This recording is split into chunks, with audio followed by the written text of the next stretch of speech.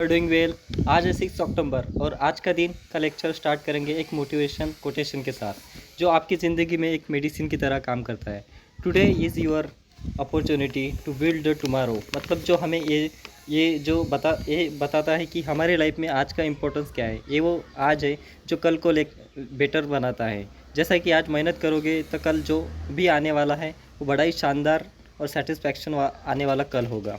इस कोटेशन के कारण मैंने भी मेरा लेक्चर मॉर्निंग में लाना स्टार्ट कर दिया है। कहते हैं ना, पहले आप खुद पर इम्प्लीमेंट करो, बाद में आप लोगों को समझा सकते हो, बता सकते हो। हमारे फ्रीडम फाइटर गांधी जी ने भी ये बात शुरू पास्ट में कही थी।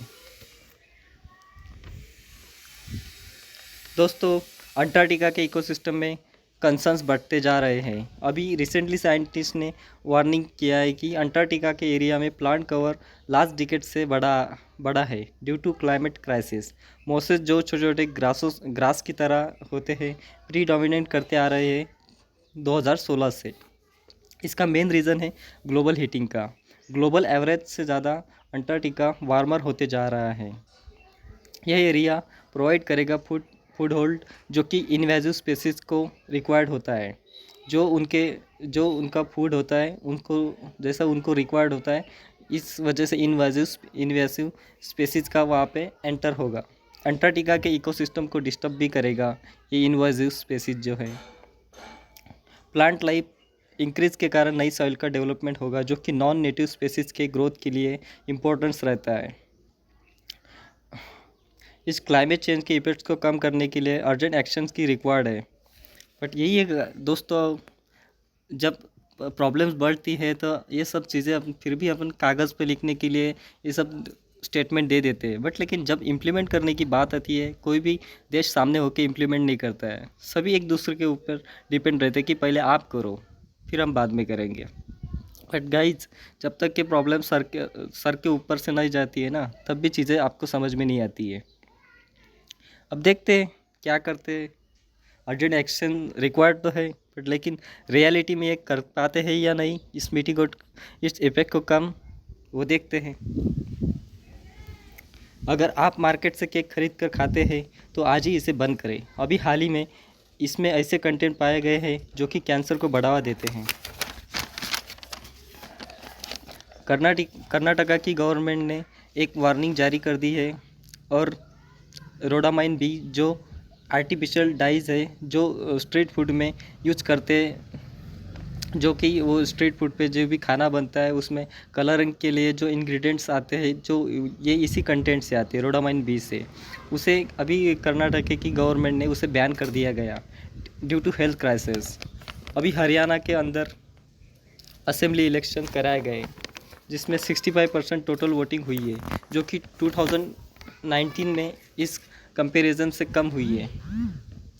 न्यूज़ चैनल के एग्जिट पोल बोल रहे हैं Congress is winning this election there. Congress की ज़्यादा सीटें दिखाई दे रही है। ज़्यादातर एग्जिट पोल अपने बात पर सही नहीं होते, इसीलिए जब रिज़ल्ट आएगा उसी समय देखेंगे। हम लोग को इसका कोई फ़ायदा है ही नहीं। कोई भी पार्टी चुन के आए, वो जो जीत कर पार्टी आएगी वो बस अपना पब्लिक के भलाई के लिए काम करे।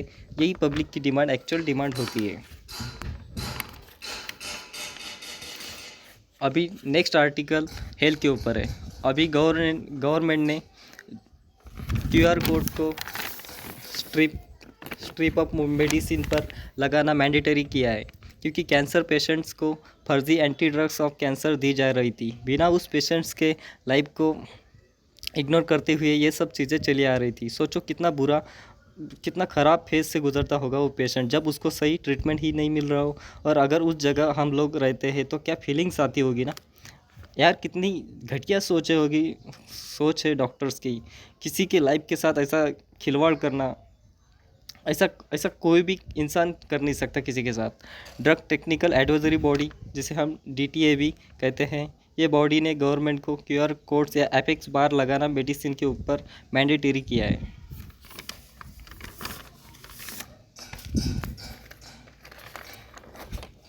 दोस्तों, अभी रिसेंटली इजराइल ने यूनाइटेड नेशन सिक्योरिटी जनरल, जो मिस्टर गटर साहब है, बड़ा अजीब नाम है ये प्रोनाउंस करने के लिए, इस भाई साहब को इजराइल ने इस भाई साहब को इसराइल ने अपने ज़मीन पर पैर रखने के लिए मनाही की है। कहा है कि आप हमारे दोस्त नहीं हो, आप हमेशा ही दूसरों का साइड लेते हो, कभी हमारी साइड नहीं लेते। आज से तुम्हारा और हमारा कोई संबंध नहीं। जैसे किसी फैमिली में माँ बाप के दो बेटे होते हैं और उन दोनों में जब झगड़ाई होती है, झगड़ा हो जाता है और उस समय पर मार पड़ती है, वो बड़े बेटे को ही पड़ती है और छोटे को कोई कुछ नहीं करता। ऐसे में चिढ़कर बड़ा बेटा बोलता है कि पापा आप हमेशा ही उसी की साइड लेते हो और मेरी बात का मेरे पे कभी ध्यान नहीं देते हो। इसी सब वैसे ही सिचुएशन चली आ रही है between United Nations security general और इसराइल के बीच में। इसराइल एक्यूजेशंस लगाता है यूनाइटेड नेशन सिक्योरिटी जनरल के ऊपर फॉर बैकिंग हमास, हिजबुल्लाह और ईरान को सपोर्ट करने के लिए। ऐसा करने का क्या कारण है? ये कारण यह है कि गटर साहब ने ईरान के मिसाइल्स अटैक को कंडेम नहीं किया। आप डिज़र्व नहीं करते हमारे मिट्टी पर पैर रखने के लिए, इस ऐसा ऐसा इसराइल ने कहा है। इसी को काउंटर करते हुए यूनाइटेड नेशन सिक्योरिटी जनरल कहता है कि भाई मैंने कंडेम किया था जब हमास ग्रुप ने अक्टूबर के 7 तारीख को अटैक्स करके इसराइल के 1200 लोगों को मारा था और 250 को बंदी बनाया था, तब मैंने उनको भी कंडेम किया था। और तो आप क्यों ऐसा कहते हो कि मैं उनकी गलतियां नहीं निकालता हूँ और वो मेरे रिश्तेदार नहीं है जो मैं हमेशा उनकी साइड लूँगा, और ना ही तुम हो।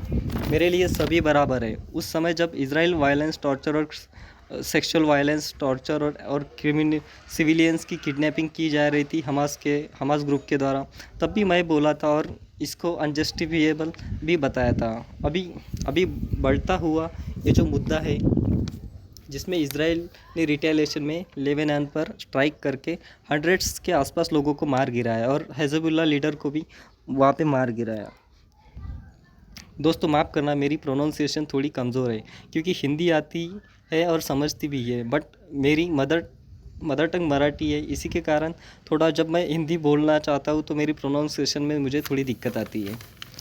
दोस्तों संभाल लेना।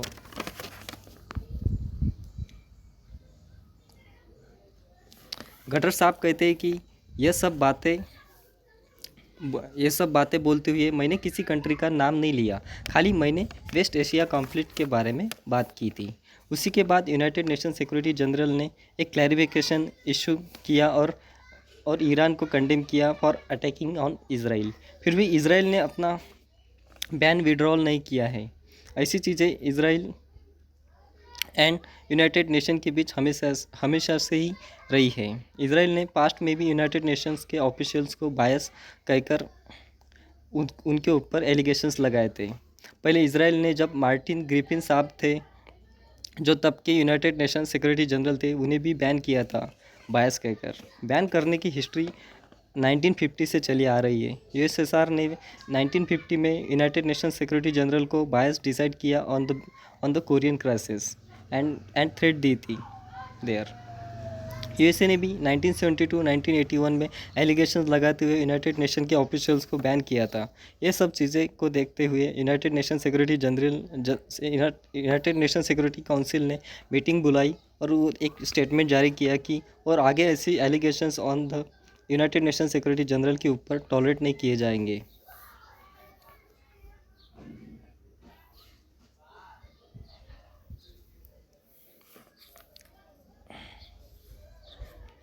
अभी महाराष्ट्र में कंट्रोवर्सी चली आ रही है धारावी रीडेवलपमेंट प्लान को लेकर। देखते हैं पूरा मुद्दा क्या है। हमारे एनवायरमेंटलिस्ट कहते हैं कि salt pan lands coastal areas को प्रोटेक्ट करता है, जैसे नेचुरल डिफेंस करता है फ्लडिंग को। सॉल्ट पैन लैंड वो समंदर के शोर के आसपास लो लाइंग एरिया में पाया जाता है और उस एरिया में नमक की कल्टीवेशन की जाती है।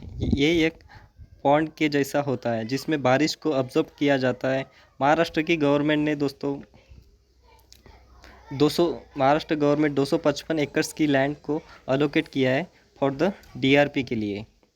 Development control and promotion regulations documents कहते हैं कि 1780 acres of land can be develop, मतलब उस एरिया में डेवलपमेंट किया जा सकता है। अर्बन प्लानर्स और एनवायरमेंटलिस्ट डिमांड करते हैं कि इसमें प्रॉपर स्टडी की जानी चाहिए। इस पूरे मुद्दे को कोर्ट में चैलेंज भी किया जा सकता है। इसीलिए government needs study to be done to do this.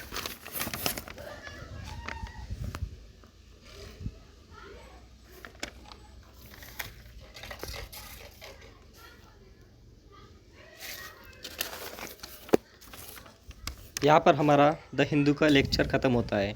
आज थोड़ा सा वाकई में डिस्कशन अच्छा रहा है। आप कमेंट करके बता सकते हो आपको कैसा लगा। अगर आपको ये लेक्चर अच्छा लगा है तो इसे लाइक करें। अगर आपको ये अच्छा नहीं लगा तो आप डिसलाइक भी कर सकते हो, because you have that right also.